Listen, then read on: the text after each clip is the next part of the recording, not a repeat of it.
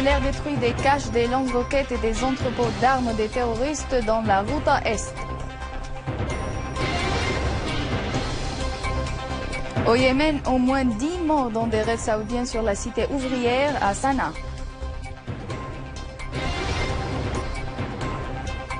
Accord nucléaire proche suite à des longues négociations entre l'Iran et les 5+1.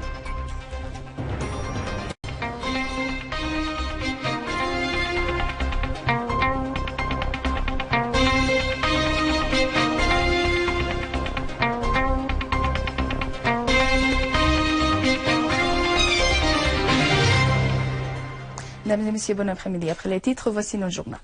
Le président Bachar el-Assad a insisté sur l'importance du rôle des politiciens et des parlementaires sages en France et généralement en Europe pour redresser les politiques occidentales envers la Syrie et la région.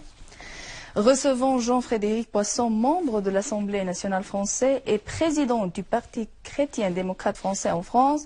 Le président al-Assad a fait allusion à la guerre menée par le peuple syrien face aux réseaux terroristes soutenus par des pays régionaux et occidentaux.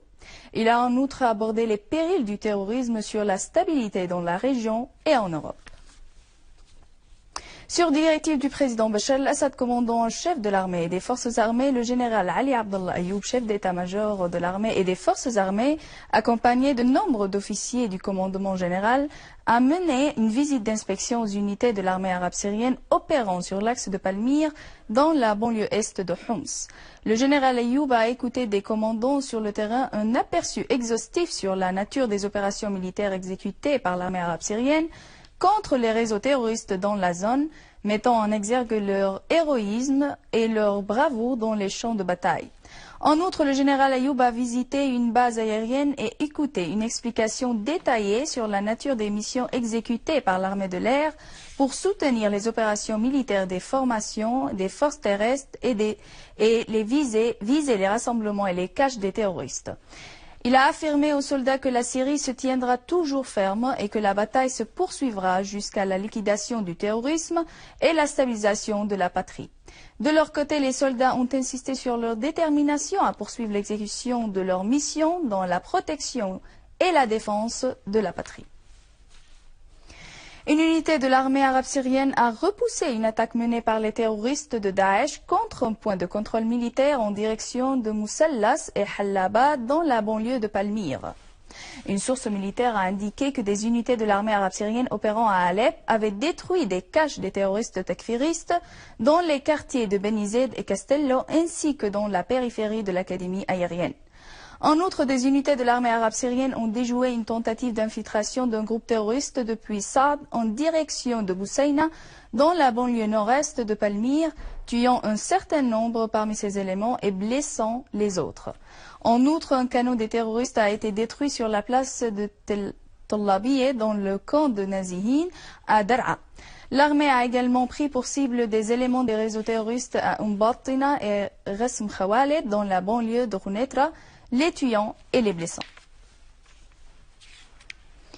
Dans la banlieue d'Idlib, des unités de l'armée arabe syrienne ont neutralisé plus de 60 terroristes après avoir repoussé une attaque terroriste contre des points de contrôle militaire à Tal Khattab, Tal Awar et Tal Hikma au sud-est de la ville de Jisr al-Shurur.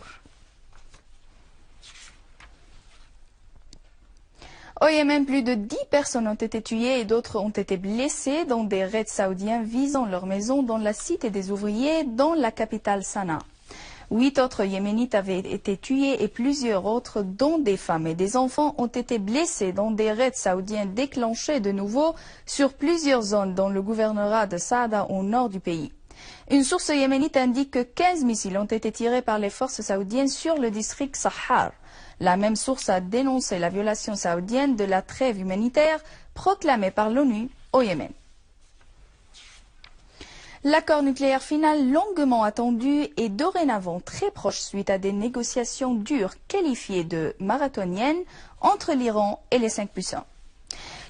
Ces négociations avec ses multiples rounds se sont soldées d'un document de 100 pages dont 20 sont consacrés au texte de l'accord.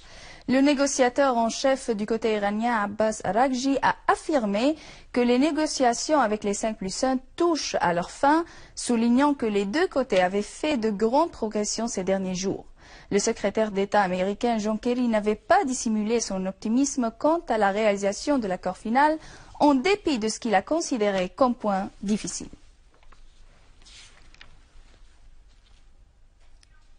Le journal britannique The Guardian a révélé dans un rapport élaboré par Jessica Elgott que l'étudiant britannique Amir Abbas, qui avait pris la fuite vers la Syrie et rejoint le réseau terroriste Daesh, s'est marié d'un Australien qui avait menacé de déclencher des attaques terroristes contre la Grande-Bretagne.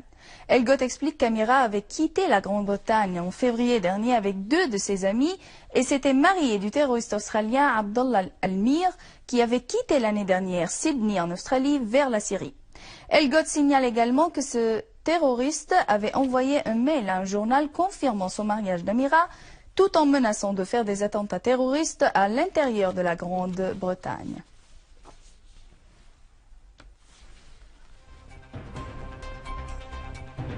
Et à la fin du journal, on rappelle les principaux titres. L'armée de l'air détruit des caches, des lance-roquettes et des entrepôts d'armes des terroristes dans la Ghouta Est.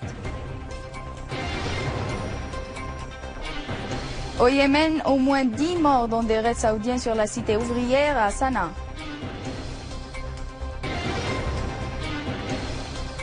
Accord nucléaire proche suite à de longues négociations entre l'Iran et les 5+1. Je vous remercie de nous avoir suivis et je vous rappelle que vous pouvez visiter notre page sur Facebook Syrian TV Channels et suivre nos émissions sur Syrian Satellite Channel sur YouTube pour revoir ce journal et davantage d'informations. Bonjour.